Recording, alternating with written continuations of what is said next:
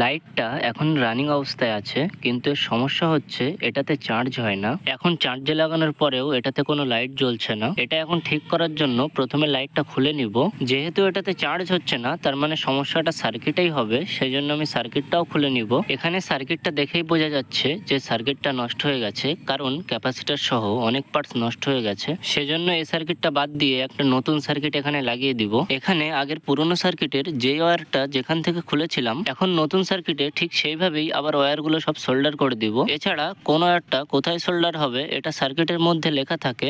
যেমন B negative এবং B পজিটিভে আমি ব্যাটারি ওয়্যার সোল্ডার করলাম, এবং এসি ইনপুটে এখানে চার্জিং ওয়্যার দুটো সোল্ডার করতে হবে। আর এল পজিটিভ এবং এল নেগেটিভে এলইডি ওয়্যারটা কানেক্ট হবে। এখানে যেহেতু আমার কানেকশন করা হয়ে গেছে, সেজন্য আমি লাইটটা আবার আগের মতো সেটিং করে নিব। এখানে আমার সেটিং করা কমপ্লিট হয়ে গেছে। এখন লাইটটা চেক করে দেখব। এখন নতুন সার্কিট লাগানোর পরে চার্জে লাগালে আবার ইন্ডিকেটরটা জ্বলছে।